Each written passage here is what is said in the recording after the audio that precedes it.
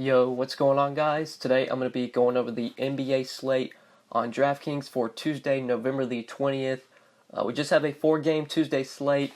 Going to be a pretty quick video, but I'll still go through every position and talk about some of my favorite plays on this 4-gamer. The studs I like, the mid-tier plays, and the value plays I see. But before we do get started, guys, I would appreciate it if you would drop a like on the video. It really does mean a lot. If you are new to the channel, then make sure you click that subscribe button down below, so that way you won't miss out on any of my new videos. But yeah, let's go ahead and take a look at this 4-game slate. Start off at point guard. Damian Lillard, our most expensive point guard today. He is $9,700.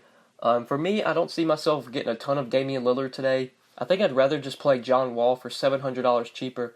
I think Wall is probably the better point per dollar play and just projects better than Lillard. Lillard would probably be projected more by a point or two, but with how cheaper Wall is, I think I'd rather pay up for him, but I don't feel like either guy's going to be a massive core play for me. I'm going to have a lot of my lineups.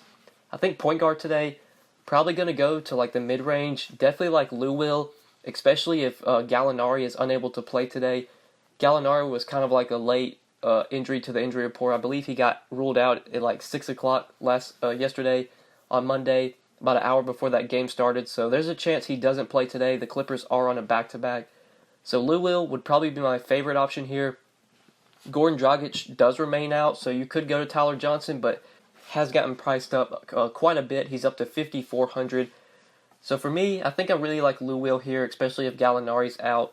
The value, I think there is definitely value here. Justice Winslow is a really good value play at $4,500. You can play him at point guard or small forward. I think he just makes a ton of sense with Dragic out. He's just too cheap for what his workload's going to be. Usually when Dragic is out, Winslow starts at point guard. We see a lot of Josh Richardson as well, but Winslow's definitely the guy I want. He's way too cheap. He got priced down because Dragic had been playing, but then Dragic popped up on the injury report and got ruled out for the next 3 games. So Justice Winslow, $4,500, clear value play today. Probably going to be in a ton of my lineups, but just too good of a value to pass up. Love him at point guard or small forward. You can play him at either position. I'd probably recommend playing him at small forward because point guard usually is a better position than small forward. On this slate, though, there are some decent small forwards. Josh Richardson, Aaron Gordon, Tobias Harris, if Gallinari doesn't play again. Maybe you play Winslow at point guard, just kind of will come down to how you construct your lineup. But yeah, he's probably my favorite play overall at this position. The guy I'm going to have the most exposure to. I like Lou Will at $6,200 if Gallinari remains out. If I can pay up, I like John Wall at $9K, but I think that's probably it for me at this position, so let's go ahead and move on to shooting guard now. You got Kawhi Leonard, $9,500, who is listed out on DraftKings because he rested on Saturday. I would be highly surprised if Kawhi doesn't play today. I expect Kawhi to play against the Magic, so at $9,500, probably not going to be a guy I'd play a ton today. I think I'd rather play John Wall over Kawhi. Honestly, think I'd rather play Damian Lillard over Kawhi as well. Shooting guard for me comes down to the mid-range again. Like Josh Richardson a ton. Without Dragic, Josh Richardson becomes a key focal point of the Heat offense. He plays a ton of minutes. He has the ball in his hands a lot. Love this spot for Jay Rich. Against Brooklyn, not a great defensive team. Brooklyn doesn't play really fast, but still not a good defensive team. Like this spot for Josh Richardson. And at $7,100, he's probably my favorite shooting guard play. Either him or Lou Will, $6,200. Jay Rich, Lou Will, the guys I really like in that mid-range. And when it comes down to value, you could play Tyler Johnson, but like I said, he's really gotten priced up. Don't love that price on him.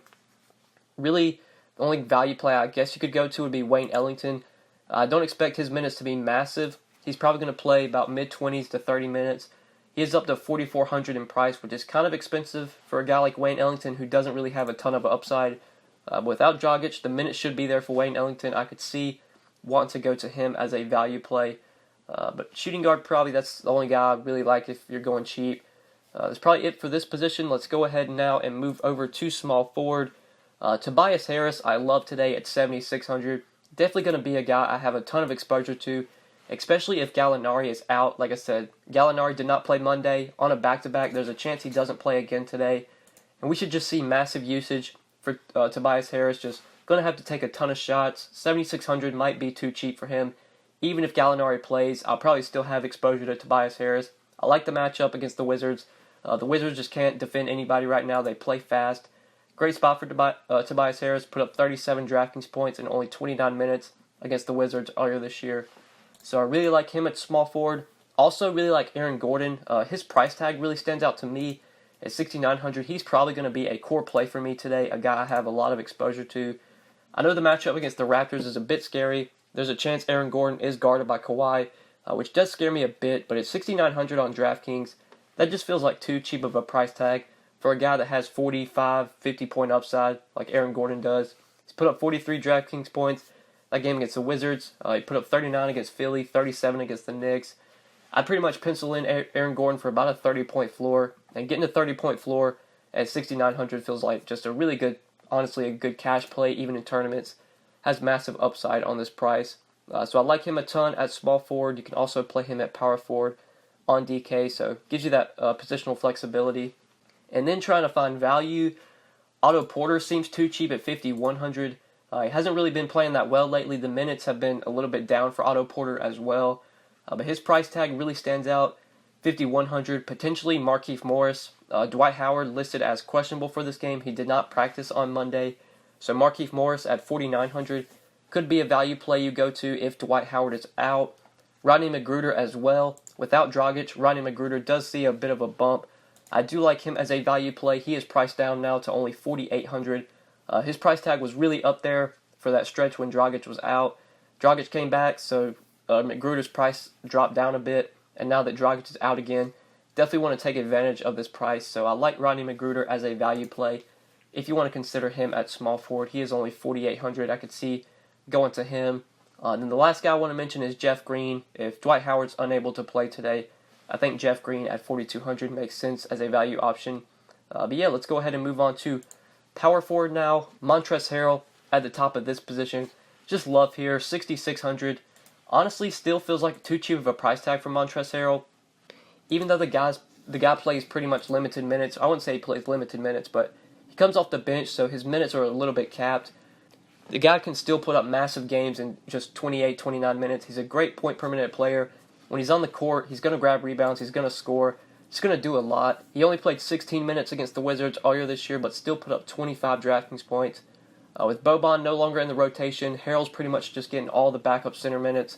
Gortat plays like 6 minutes to start the half, usually, and then Harrell plays like the rest of the half. Then Gortat will start the second half, play about 6-7 minutes, then Harrell would just get the rest of the minutes, which usually adds up to him getting close to 30 minutes a game. And if you project him for 30 minutes here, he's probably going to project for around 38, 39 DraftKings points, and does stand out as a good play at 6,600. So love Harrell here. I think he's a great option. Definitely going to be a guy I have a lot of exposure to. You can play him at power forward. I would recommend taking him out a center. Let's see if I can put him in at forward. Let me move Harrell to forward because that would make a lot more sense, playing him at your forward spot. But obviously it comes down to your roster construction. Whether you need to play him at power forward or center, doesn't really matter. We'll just plug him in at forward for the time being. But yeah, he's probably my favorite pay up at this position. You obviously could play Aaron Gordon here. You could play Tobias Harris here. Pascal Siakam could be an option, especially if OG Anunoby does not return for this game. Siakam does see a bit of a bump with OG out. His minutes are up there as well. He does play nice minutes when OG is out. I don't mind him at 6,400. You have a Serge Ibaka revenge game for what that's worth. Probably not going to be a guy I really go to today. Power forward, just in general, not a ton of value that I love. Probably going to try and pay up at this position. Mostly play the top guys, AG, Tobias, Harrell. There are value plays, though, that I have talked about. Jeff Green, if Dwight's out. Markieff Morris, if Dwight's out. But that's probably it for power forward plays that really stick out to me. So let's quickly go over center now. At the top of this position, you have Nicola Vukovich, 8,300. The dude's just been on a massive tear lately. His last 3 games, he's put up at least 50 DraftKings points in 3 straight games. Coming off a big game against the Knicks where he went for 28, 10, and 9. Nearly had a triple-double, 59 DraftKings points. Before that game, he put up 57 against the Lakers, 51 against the Sixers.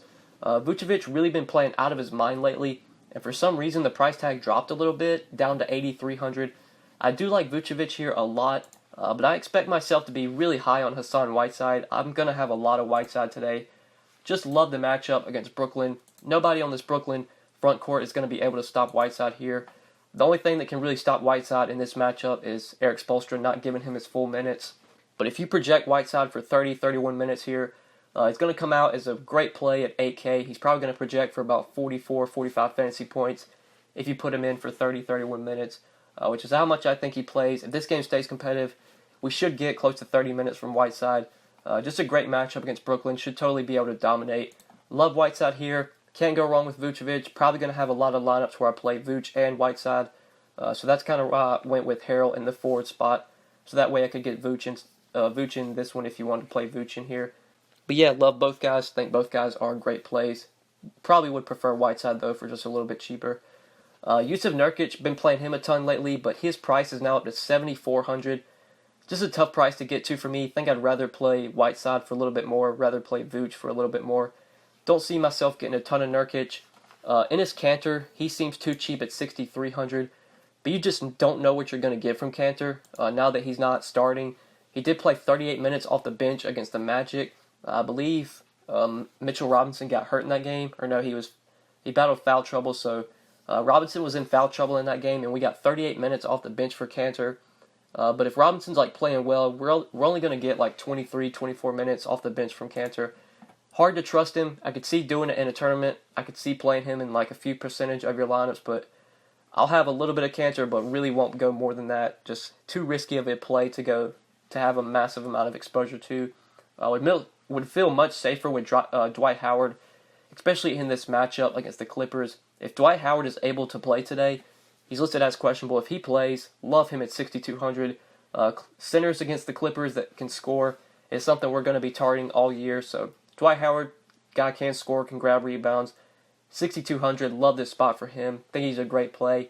Also do like Jarrett Allen as well. He's probably the last center I'm going to mention. Jarrett Allen, 5,700 against Whiteside. I expect him to have to play minutes. They're going to need somebody out there to guard Whiteside, and that would probably be Jarrett Allen. So I'd project him for about 28 to 30 minutes here. And at 5,700, he'd probably project for about 30 DraftKings points.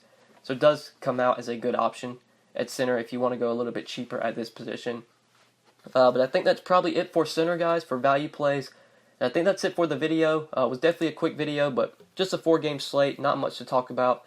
In a short amount of time, get some good analysis out there for this 4-game slate. Hopefully you guys enjoyed the video. Hopefully it did help you. If you enjoyed, just make sure you click that like button before you get out of here. Make sure you subscribe as well. And if you do have any questions, feel free to hit me up on Twitter at the DFS_GOAT, or you can leave a comment down below, and I will get back to you as soon as I can. But yeah, guys, good luck tonight on this 4-game Tuesday slate, and we will see you back again on Wednesday. Peace.